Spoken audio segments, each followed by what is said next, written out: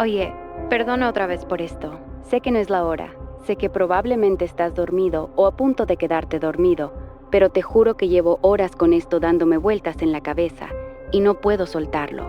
Es como si la idea se hubiera quedado atrapada justo en el pecho, presionando, como si me faltara el aire. Imagina que estás ahí, acostado en tu cama, las sábanas pesadas sobre tu cuerpo, la habitación completamente a oscuras. Solo se escucha tu propia respiración, irregular, a veces acelerada sin motivo, como si algo dentro de ti supiera que no deberías estar tan tranquilo.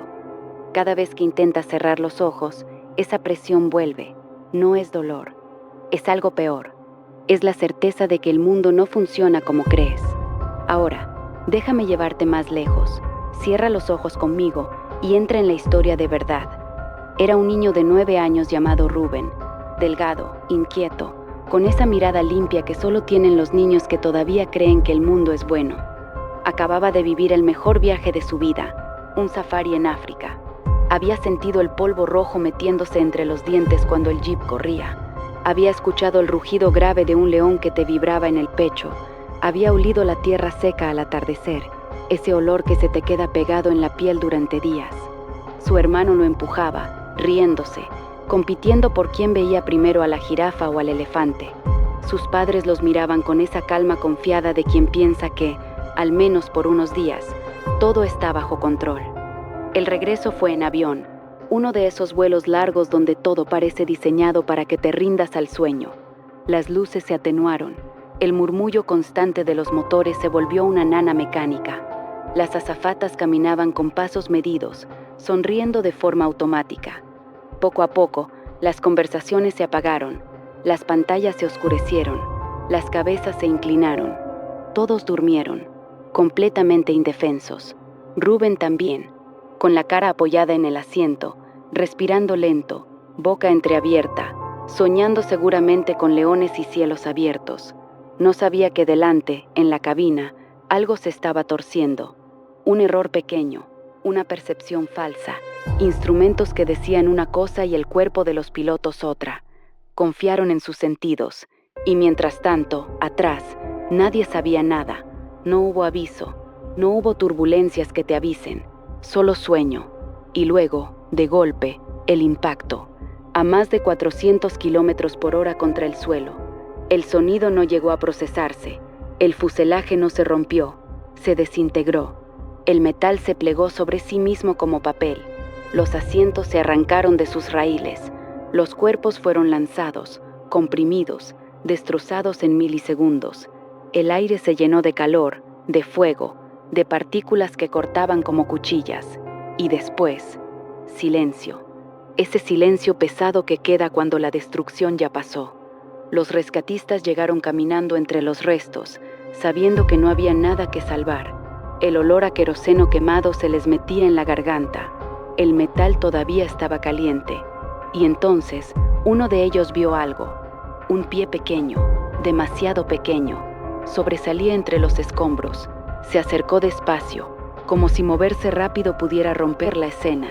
Levantó un trozo de fuselaje ennegrecido, y el niño tosió.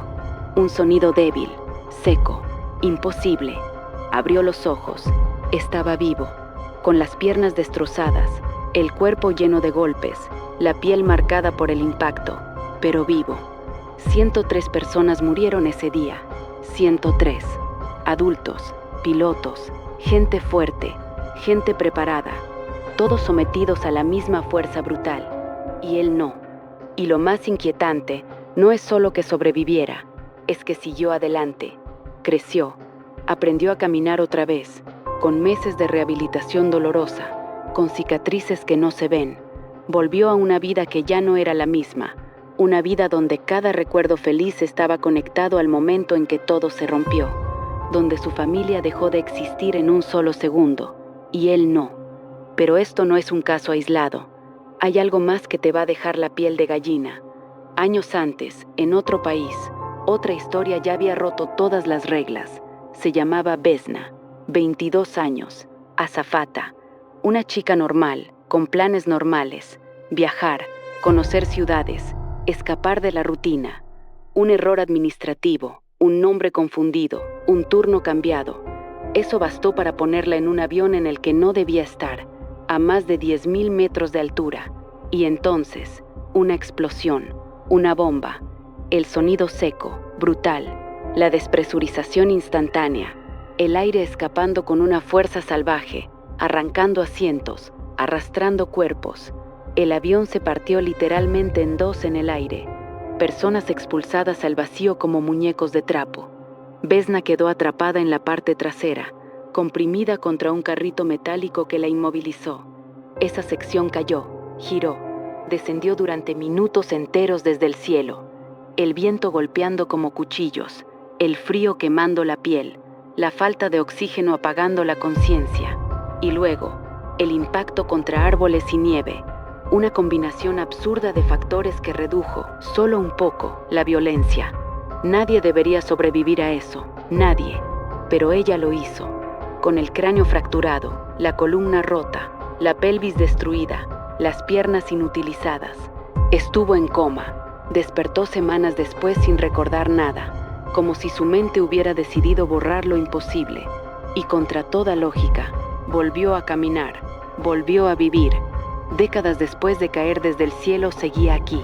Y luego está el hombre de la 111A, un avión moderno, despegue normal, todo en orden, hasta que en segundos todo falla, pérdida de potencia, caída, impacto, explosión, fuego, destrucción total, fuerzas que deberían haber pulverizado todo lo que había dentro, y él sale caminando, herido pero vivo, como si en ese punto exacto del caos las reglas no se aplicaran. Y ese número, el 11A, aparece más de una vez, como si ciertos lugares dentro del desastre fueran diferentes. Ahora vuelve conmigo, a tu habitación, a la oscuridad, a esa sensación que no te deja dormir, porque ahora mismo, mientras te cuento esto, tú estás pensando en mañana, cuando te levantes, cuando camines por el pasillo, cuando entres en la ducha, y durante un segundo, cada paso, cada gesto, cada decisión mínima, se siente como una apuesta, y en algún lugar, algo ya decidió el resultado, aunque nosotros todavía no lo sepamos. Y eso es lo verdaderamente aterrador. Pero espera, todavía no he terminado, porque hay algo más que no te he contado, algo que hace que toda esta historia se vuelva mucho más oscura. Imagina ahora que no es solo un error, imagina que no es solo mala suerte, imagina que algo o alguien está eligiendo.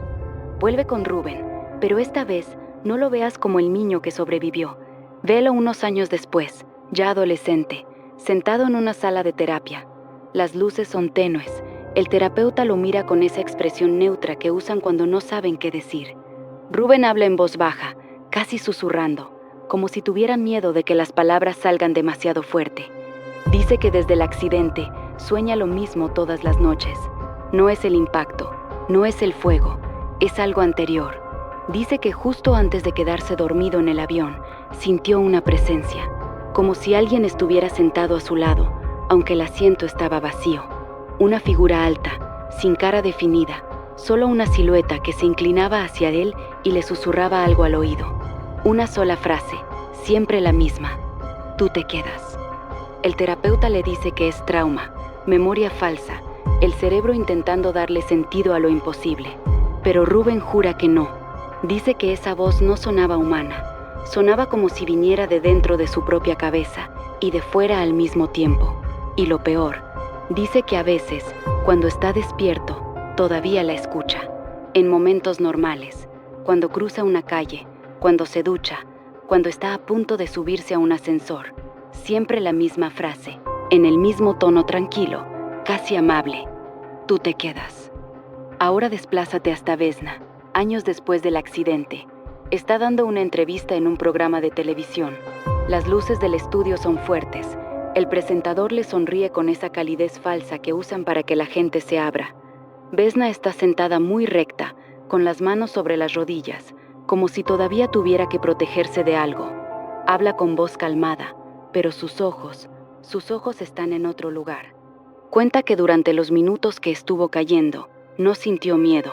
Dice que sintió paz, una paz extraña, antinatural, como si alguien le estuviera sosteniendo, y que en medio de ese vacío, mientras el viento le arrancaba el uniforme y el frío le quemaba la piel, escuchó una risa.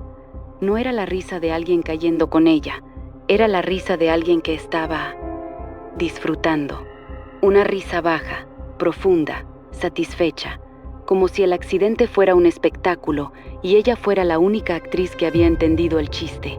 El presentador intenta cambiar de tema, incómodo, pero Vesna sigue. Dice que después del coma, cuando despertó, lo primero que pensó no fue «estoy viva», pensó «me dejaron quedarme», y que desde entonces, cada vez que alguien cercano a ella muere, un amigo, un familiar, incluso su propio perro, ella escucha esa misma risa otra vez, siempre en el momento exacto en que la persona se va, como si quien sea que decidió que ella se quedara, ahora estuviera cobrando el precio de otros. Y ahora, el hombre del asiento 11A, su historia es la que más duele. Lo encontraron sentado en medio de los restos, casi intacto comparado con los demás. Tenía quemaduras de 3er grado en un brazo y una fractura en la clavícula, nada más. Los rescatistas dijeron que era imposible, que el fuego lo había alcanzado todo menos ese círculo de 2 metros alrededor de su asiento. Cuando le preguntaron cómo había sobrevivido, él solo dijo una cosa, con la voz rota. Me dijeron que no era mi turno todavía. Lo llevaron a un hospital, lo interrogaron, psicólogos, investigadores, incluso gente de la compañía aérea. Todos querían una explicación racional, pero él nunca cambió su versión. Dijo que durante la caída, mientras el avión se desintegraba, vio a una figura de pie en el pasillo, alta, sin rostro, con las manos metidas en los bolsillos, como si estuviera esperando el autobús. La figura lo miró directamente y negó con la cabeza, despacio. Solo eso, un gesto de no. Y entonces, el avión explotó y él despertó entre los restos. Meses después, ese hombre empezó a cambiar. Vendió todo lo que tenía, se mudó a una casa pequeña en las afueras, dejó de hablar con la gente. Los vecinos dicen que por las noches se le escucha hablar solo en el jardín, siempre la misma conversación, siempre en susurros, como si estuviera discutiendo con alguien que no está ahí. Y siempre termina con la misma frase, dicha con voz temblorosa. Ya sé que me toca algún día, solo dime cuándo. Ahora vuelve aquí, a esta habitación oscura, donde estás escuchando mi voz. Siente el peso de las sábanas. Escucha tu propia respiración otra vez. ¿Notas cómo se acelera un poco más que antes? Porque la pregunta que nadie se atreve a hacer es esta. ¿Y si no es una ruleta? ¿Y si alguien está eligiendo? ¿Y si hay algo que camina entre nosotros, invisible, decidiendo quién se queda y quién se va? No por justicia, no por lógica, solo porque puede. Y lo peor de todo, ¿qué pasa cuando esa cosa se aburre de elegir al azar? ¿Qué pasa cuando empieza a elegir por diversión? Mira hacia la puerta de tu habitación.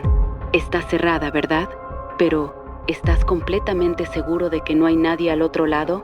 Escuchando, esperando a que te duermas para decidir si esta noche te toca a ti o no. Porque Rubén, Vesna y el hombre del 11A todavía están vivos. Todavía caminan entre nosotros, todavía escuchan cosas que nosotros no podemos oír. Y tal vez, solo tal vez, ellos saben algo que nosotros todavía no.